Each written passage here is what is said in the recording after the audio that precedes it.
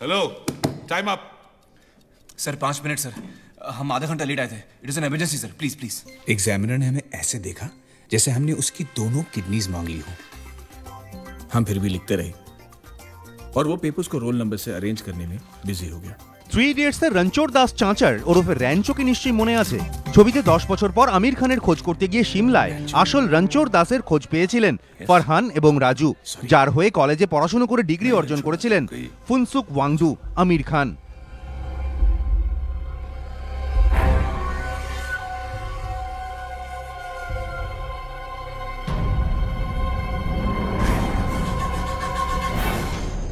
Reel life to real life.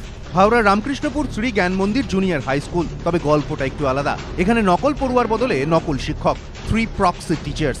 শিক্ষকতার outsourcing. বুধবার স্কুলে গিয়ে যা হাতে নাতে ধরে ফেলেছেন জেলা বিদ্যালয় পরিদর্শক তাপস কুমার বিশ্বাস। হিন্দি মাধ্যমে এই স্কুলে পড়ানো হতো 5 থেকে 8। খাতায় কলমে পড়ুয়া সংখ্যা 120। অভিভাবকদের অভিযোগ 3 শিক্ষকের কেউ স্কুলে আসেন না।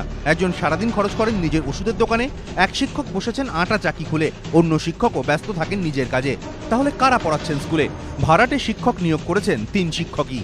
নিজেদের মাইনে থেকে মাসে 2500 টাকা খরচ করে পড়ানোর ভার তুলে দিয়েছেন এক অবসরপ্রাপ্ত শিক্ষক সহ 3 জনের হাতে।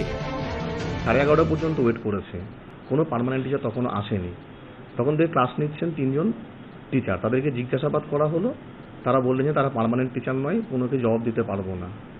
তারপর তাদেরকে যখন চেপে ধরা হলো, তাদের বক্তব্য হলো তারা প্রাইভেট টিচার এবং তাদের যে রিমুনারেশনটা কারা দেয় তার উত্তরে তারা বললেন যে পার্মানেন্ট টিচার 3 জন আছে, সেই 3 জন তাদের 3 জনের পকেট থেকে মাস গেলে 2500 টাকা করে সেই 3 জনকে রেখেছে, তারাই স্কুলটা দেখভাল করেন। আপনি কি এখানকার টেম্পোরারি? কত টাকা বেতন পান? 2000। কে দেন? এনারা পকেট থেকে দেন। কেন? না, এখানে টিচার কম বলে আমাদেরকে রেখেছেন, ওই 2000 টাকা করে দেন। স্কুলে তালা ঝুলিয়ে শোকজ করা হয়েছে টিচার ইনচার্জ প্রমোদ কুমার সিংহ এবং বাকি 2 শিক্ষক নগেন্দ্রনাথ সিংহ এবং রমেশ ঠাকুরকে। এখানে 10টা টিচার ছিল, সেই জায়গায় আমরা 3টে হয়ে গেলাম। ঘটনাটা এই জায়গা, এই জন্যই আমরা এটা করেছি। এর মধ্যে কোনো ইল ইন্টেনশন নেই আমাদের। ডিআই অফিসে জানানো হয়েছে বা হ্যাঁ, টাকাটা আমরা 3 জন ভাগ করতাম, 3 জন শিক্ষক 3 জনই ভাগ করতাম। এটা কি নিয়ম? না না, নিজের পকেট থেকে পয়সা দিয়ে? না না, নিয়ম নয়, নিয়ম নয়, নিয়ম। তাহলে রাখছেন কেন? আপনি কটা টিচার রেখেছেন আপনার পকেটের পয়সা দিয়ে? আরে 3টে টিচার আছে, তো 3টে টিচার জন্য তো মান লিজিয়ে আমি 3ও কোঅপারেশন করে দিচ্ছি। আপনি কত টাকা করে মাসে দেন?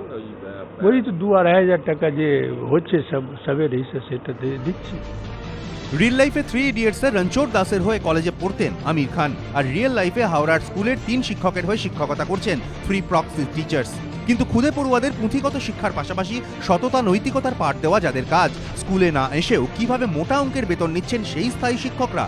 অভিযুক্তদের দাবি বারবার ওপর মহলে জানিয়েও শিক্ষক মেলেনি, তার জেরেই এই আউটসোর্সিং। সুনীত হালদার, এবিপি আনন্দ, হাওড়া।